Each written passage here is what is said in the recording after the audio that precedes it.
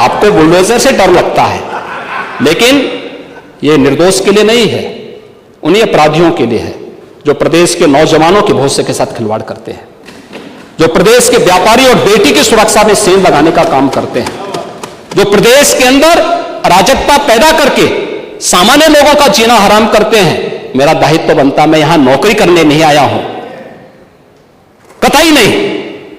मैं यहां पे इस बात के लिए आया हूं कि अगर वो करेगा तो भुगतेगा भी फिर, और इसीलिए मैं यहां पे आया हूं कि हम लोग उससे लड़ेंगे।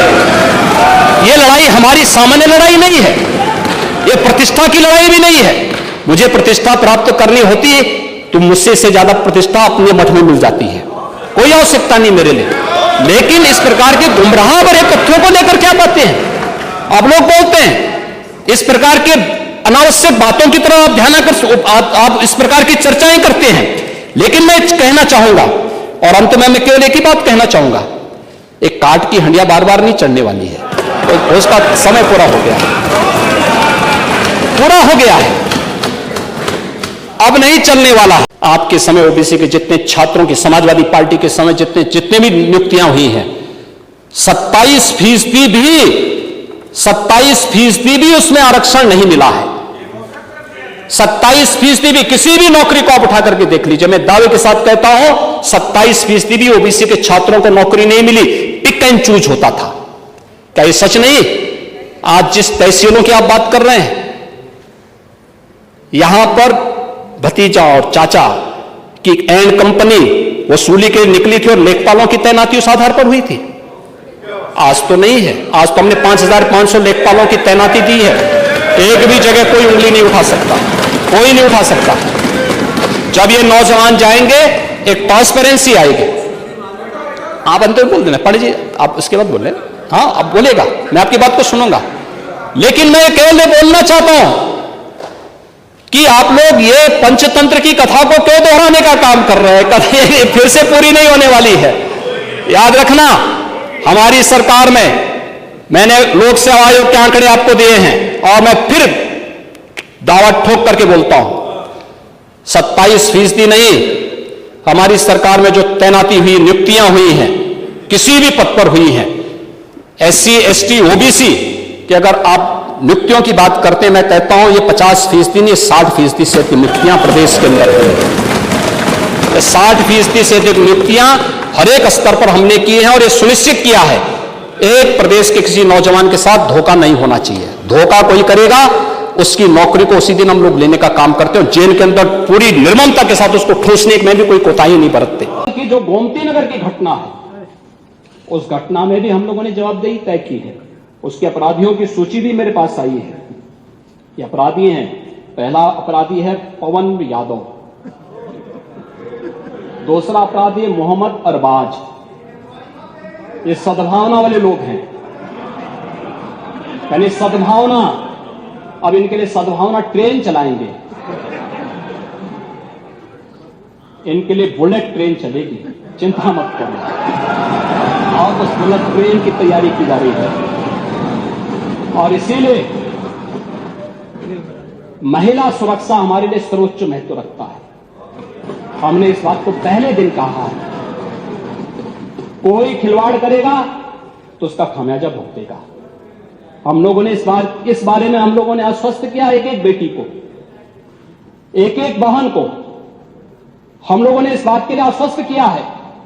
और मैं फिर इस बात को कह सकता हूं, इस घटना को हमने गंभीरता से लिया है और गंभीरता से लेने का परिणाम है पूरी चौकी को सस्पेंड किया है, इंस्पेक्टर को सस्पेंड किया है, डिप्टी एसपी, एडिशनल एसपी और डीसीपी, इन सब को वहां से चेंज करके इनके खिलाफ भी कार्रवाई हमने प्रारंभ की है। अयोध्या का यह मामला है जिसमें अयोध्या में मोइन खान जो समाजवादी पार्टी का नेता है, अयोध्या के सांसद की टीम का सदस्य है, 12 वर्षीय एक नाबालिग बच्ची के साथ दुष्कर्म का कृत्य में शामिल पाया गया है। अभी तक समाजवादी पार्टी ने उसके खिलाफ कार्रवाई नहीं की है। मैं ये नहीं समझ पा रहा हूं कि ये सब क्या है। अब क्या ये कोई समाजवादी पार्टी ना बोले?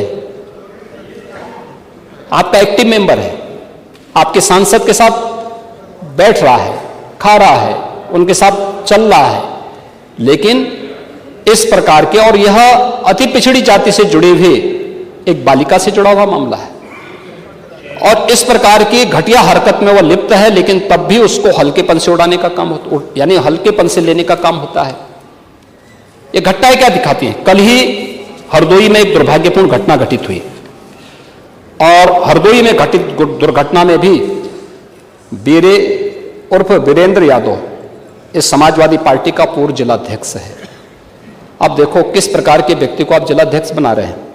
इस पे आईपीसी और सीआरपीसी की कोई ऐसी धारा नहीं जो इस पे लगी हो। 28 ऐसे मामले हैं, और ऐसे नहीं कि मामले 17 से 24 के बीच के हों।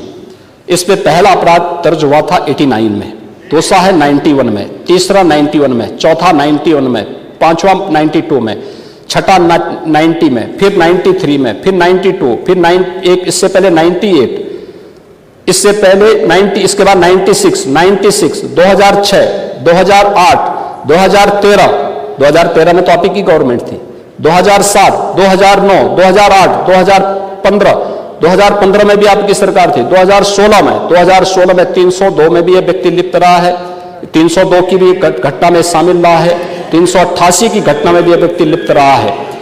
इसी प्रकार से 2016 में 302 के मामले में व्यक्ति लिप्त रहा है। 2002 में यूपी गुंडा अधिनियम के अंतर्गत इसके खिलाफ कार्रवाई हुई है।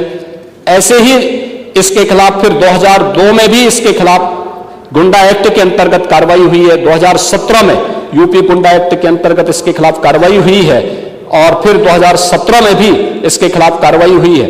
28 इस प्रकार के मामलों में व्यक्ति लिप्त है। समाजवादी पार्टी का पूर्व जिलाध्यक्ष है। कल एक अधिवक्ता की हत्या सरेआम इसके द्वारा करवाई गई है, और इस प्रकार के अपराधियों को आप कहते हैं साहब गोली मार रहे हैं, क्या माला पहनाएंगे क्या?